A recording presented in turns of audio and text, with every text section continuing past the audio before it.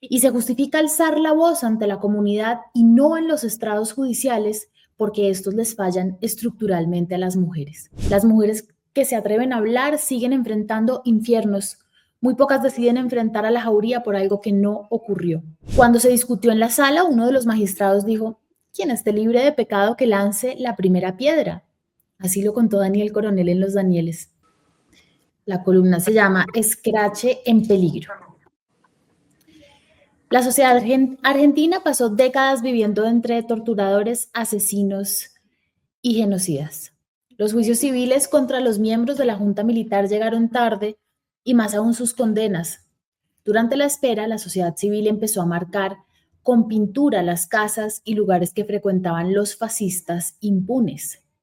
Así nació una forma de denuncia social que después fue apropiada por otras causas como la feminista. Se llamó escrache, palabra que proviene del lunfardo argentino y que fue usado informalmente en el Cono Sur desde hace décadas. Incluso la registró Julio Cortázar en Rayuela. Décadas de lucha después, el escrache ha sido reconocido por varias cortes en el mundo, como la Constitucional Colombiana, como el derecho a denunciar en la discusión pública la comisión de violencias basadas en género. No se trata de las querellas formales ante el sistema de justicia, sino de las manifestaciones públicas que acusan estas violencias. Y se justifica alzar la voz ante la comunidad y no en los estrados judiciales porque estos les fallan estructuralmente a las mujeres.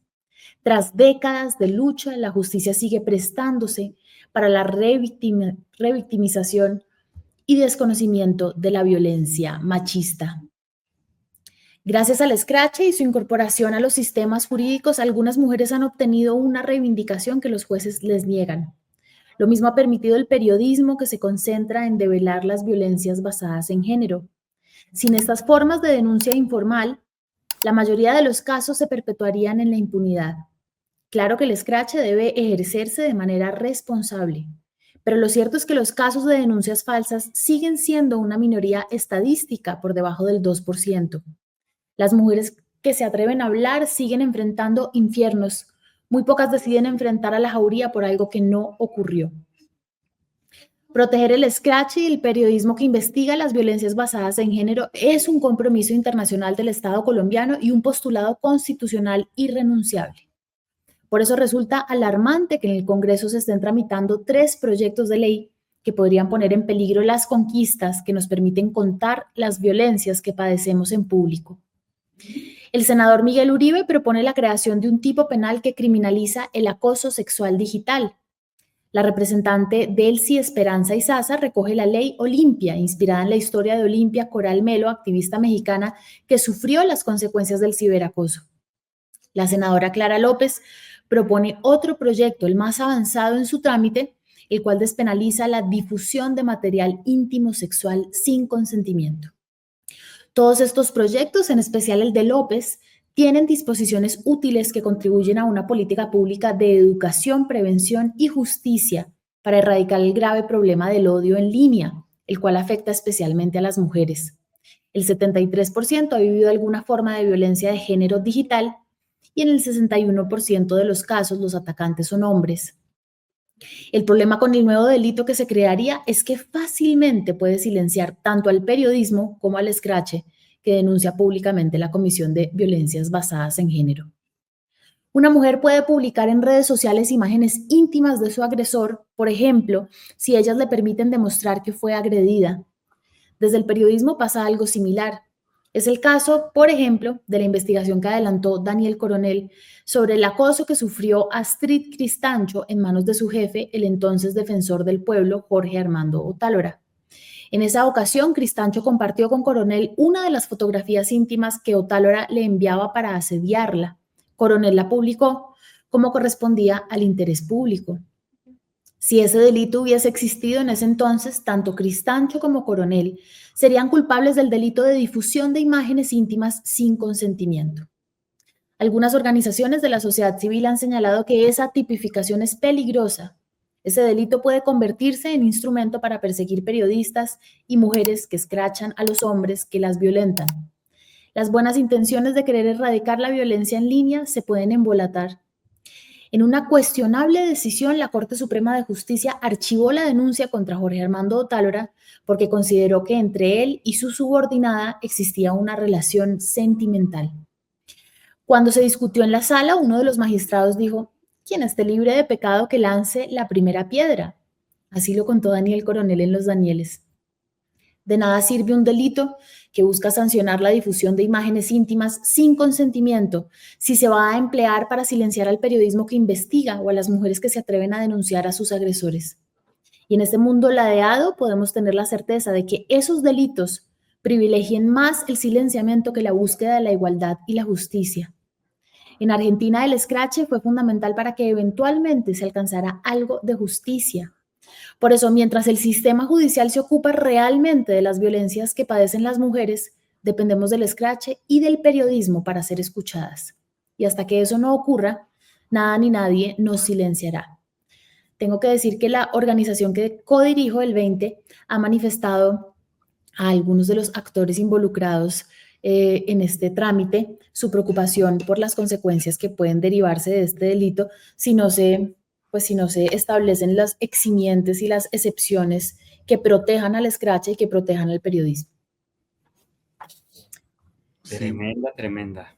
Sí, lo terrible con esto, Anita, es que hay pocas noticias sobre el progreso de las denuncias por acoso, por abuso en Colombia.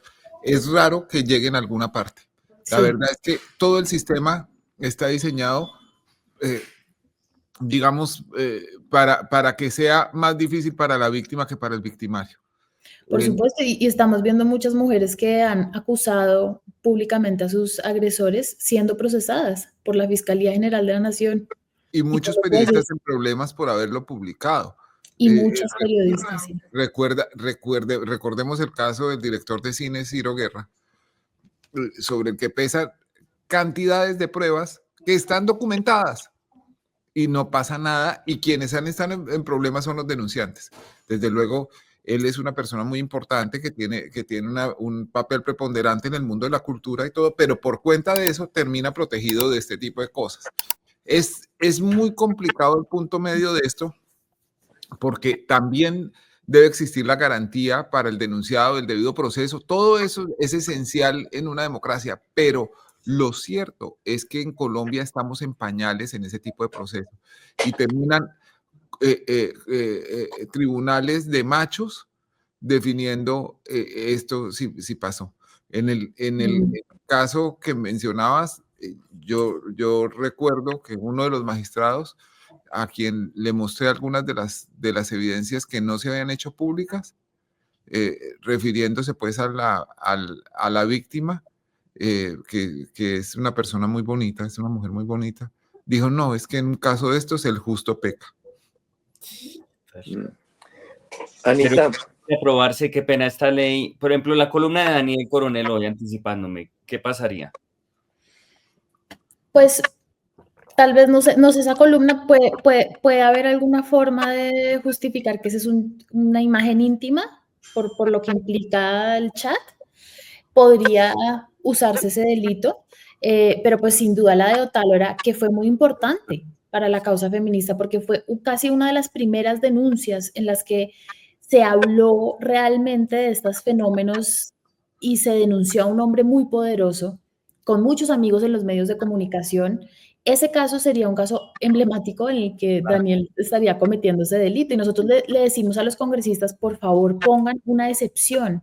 Si queremos eliminar la violencia en línea, la creación de un delito no lo va a hacer, porque tenemos una cantidad de delitos que, como dice Daniel, nunca los usan. Tenemos ahí acoso, abuso, nada de eso está haciendo un cambio. Pero si quiere crear el delito, créelo. Lo único que le pedimos es que reconozca que hay una excepción. Cuando una mujer, por ejemplo, y esto ha pasado en otros países de América Latina, comparte imágenes en las que está siendo violada, claro que esa es una imagen íntima de su agresor, pero lo hace para que le crean, para demostrar su dicho. Sí. Anita, y eso, ¿en qué van las leyes? Ahí tú contabas el trámite, pues ahí tú contabas que la más avanzada era la de Clara López. Sí, ella va ahorita para segundo debate, creo, tiene ponencia positiva, y pues hemos tratado de trabajar con la sí, con el despacho de la doctora López, pero hay resistencia de hacer estas excepciones y si no se hacen, tenemos absoluta certeza de que es un delito que va a servir para perseguir periodistas porque igual ya lo hacen sin tener esa facilidad. Sí. Es increíble el atraso normativo que estamos, pero sobre todo la solidaridad de hombres que se vive en la magistratura y de mujeres que tienden a ser machistas. Totalmente. Anita, me gustaría saber tu opinión sobre un caso que pues es también, como dices, emblemático, que es el de un futbolista llamado Dani Alves, brasileño, muy buen jugador, etcétera, que ya sabes, fue a una discoteca, entró al baño con una chica, salió después de haber cumplido la promesa que había hecho y ella lo denunció por engaño y por violación.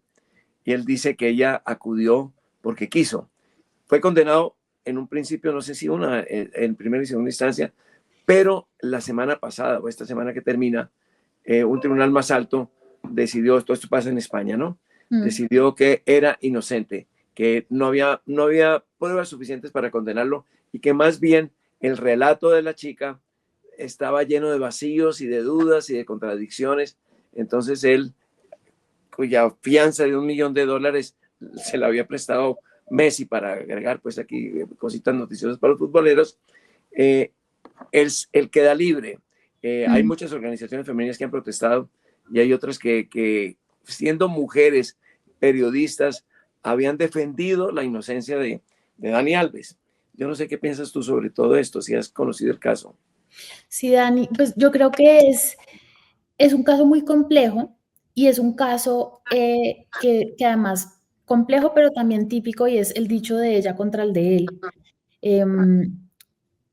Por eso hay tanto impulso en las organizaciones feministas de que se le crea a las mujeres. Y la razón no es solamente que hay que creerle a todas las víctimas porque son víctimas, sino porque imagínate el calvario que ha enfrentado esa mujer a denunciar a un futbolista estrella, que Messi le presta la plata y todos los futbolistas piensan que esto es injusto. Es decir, una mujer no hace eso y no casi que destruye su vida solamente por perseguir a alguien, eso no pasa.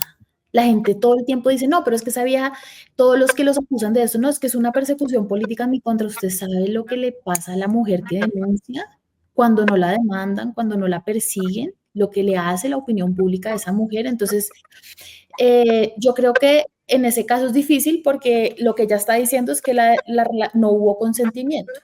Y Dani Alves dice sí hubo consentimiento y es un tema probatorio. No conozco esta nueva sentencia, pero pues tendría que, imagínate lo difícil que es demostrar el consentimiento en una situación como borrosa de un encuentro sexual en un bar. Entonces, yo creo que es un caso que es lamentable que en este caso al parecer no se le crea a ella. O habrá que ver específicamente que lo que dicen se contradice de esta otra manera. También los jueces hombres tienen una manera muy machista en muchos casos de entender, y mujeres también, cómo funcionan estas dinámicas.